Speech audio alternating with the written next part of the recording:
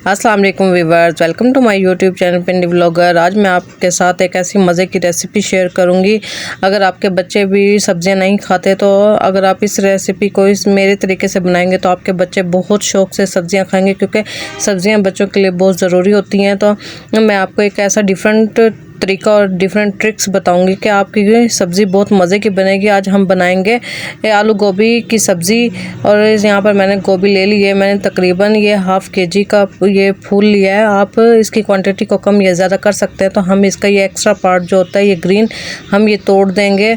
हमने सिर्फ गोभी लेनी है, हमने इसके बड़े बड़े फूल काटने हैं। आपने बिल्कुल चूरा इसका नहीं बनाना है, आपने इसके ये बड़े बड़े ही पीस थोड़े से रखने, क्योंकि इस सब्ज़ी में ये बड़े बड़े पीस अच्छे लगते हैं। यही छोटी छोटी ट्रिक्स होती हैं जो आपकी सब्ज़ी को बहुत खूबसूरत और बहुत जायकेदार बनाती है। तो सबसे पहले हम यहाँ पर एक बर्तन में ऑयल ले लेंगे। ऑयल मैंने हाफ़ कप से थोड़ा सा ज़्यादा लिया है। अगर आपके पास सब्ज़ी ज़्यादा हो तो आप ज़्यादा भी ऑयल डाल सकते हैं। तो यहाँ पर मैंने एक मीडियम साइज़ का प्याज इसमें डाला है। तो आप की अगर क्वांटिटी आप ज़्यादा बना रहे हो तो आप इसकी क्वांटिटी को डबल कर लीजिएगा। तो हमने इसका यहाँ पर फ्राई होने के लिए रख देना है। यहाँ पर साथ में हम 1 चम्मच अदरक लहसुन का पेस्ट लेंगे। थोड़ा सा हमने साबुत धनिया डालना है, ये आपने ज़रूर डालना है। और इसमें हम थोड़ी सी हरी मिर्च बारीक काट लेंगे, और 1 टमाटर दरमियाना साइज़ का हमने लिया है। तो यहाँ पर मैं 1 चम्मच इसमें ज़ीरा ऐड कर दूँगी। जब हमारी प्याज को अच्छा सा कलर आ जाएगा तो ये आपने छोटी छोटी ट्रिक्स ज़रूर याद रखनी है। छोटी छोटी टिप्स आपके किस पॉइंट पर आपने क्या चीज़ डालनी है। यहाँ पर हम जब ज़ीरा डालेंगे तो हमारे इसमें एक बहुत अच्छे से जायका आ जाएगा। तो इसी के साथ हम यहाँ पर इसमें सब्ज़ मिर्चें जो हमने बारीक काटी थी वो डाल देंगे, और टमाटर भी हमने साथ में इसमें डाल देना ताकि ये भी अच्छे से भुन जाए। और यहाँ पर इसी के साथ हम यहाँ पर नमक ऐड करेंगे। नमक हमने अपने टेस्ट के मुताबिक डालना है। नमक ऐड करने का सबसे बड़ा फ़ायदा ये भी होता है कि इस पॉइंट पर क्या हमारे टमाटर बहुत अच्छे से गल जाते हैं और घुल जाते हैं। इस पॉइंट पर हमने ये अच्छी तरीके से भून लेना है इन तमाम चीज़ों को, ताकि हमारे टमाटर भी अच्छे से भुन जाए और सब्ज़ मिर्चों का भी मज़ेदार सा टेस्ट आ जाए। और अगर आपके टमाटर थोड़े से कच्चे हों तो वो थोड़ा सा टाइम लेते हैं गलने में, तो आप इस तरह प्रेस करके भी इन्हें मिक्स कर सकते हैं। तो यहाँ पर हम इसमें थोड़ा सा पानी ऐड करेंगे, क्योंकि हमने इसका मसाला भूनना है। तो इसके अगर हम ऐसे मसाले डालेंगे तो हमारे जल जाएंगे। यहाँ पर मैंने हाफ़ टी स्पून के करीब इसमें कश्मीरी लाल मिर्च ली है। ये बहुत तेज़ नहीं होती, इससे मज़ेदार सा प्यारा सा कलर आता है। तो अगर आपके पास नहीं है तो आप स्किप कर दें। यहाँ पर मैंने आधा खाने का चम्मच इसमें धनिया पिसा हुआ ऐड किया है, और हाफ़ टी स्पून इसमें हम हल्दी ऐड करेंगे। हल्दी इसमें लाजमी आपने ऐड करनी है, इसी का ही प्यारा सा कलर आएगा और टेस्ट भी आएगा। और यहाँ पर मैंने आधा चम्मच ही इसमें कुटी हुई लाल मिर्च ली है। आप चाहें तो इसमें पिसी हुई भी डाल सकते हैं, लेकिन मैं यहाँ पर कुटी हुई डालूंगी। मिर्चें आप अपने हिसाब से ही डालिएगा, क्योंकि हमने इसमें ग्रीन चिली भी डाली है, तो इसलिए हम इसमें रेड चिली थोड़ी सी कम डालेंगे। और अगर आप ज़्यादा पसंद करते हैं तो आप इसके मिकदार को बढ़ा भी सकते हैं।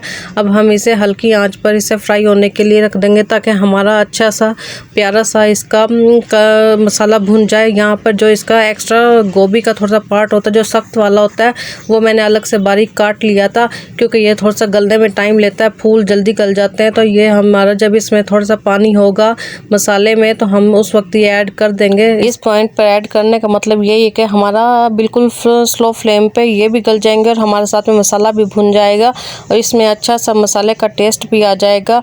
वरना अगर हम फूलों के साथ इसे डालते तो हमारे फूल जल्दी गल जाते और ये कच्चे ही रहते।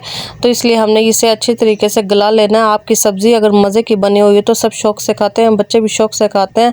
हमारा जब मसाला भुन जाए और वो ये गोभी के जो सख्त वाला पार्ट है ये भी थोड़ा सा गल जाए, तो हमने इसे आलू ऐड कर देने हैं, क्योंकि आलू भी थोड़ा सा टाइम लेते हैं। हमने इसे भी तकरीबन 5 मिनट के लिए बिल्कुल हल्की आंच पर इसे भूनना है। हम इसे सिर्फ 5 मिनट के लिए बिल्कुल दम वाली आंच पे पकाएंगे। मैं ज़्यादातर सब्जियां बिल्कुल दम वाली आंच पे ही बनाती हूँ, और इसमें पानी बिल्कुल भी ऐड नहीं करती। यही सब्जियों की खूबसूरती होती है और जायका होता है। अगर आप पानी डाल देते हैं तो उसमें टेस्ट नहीं आता।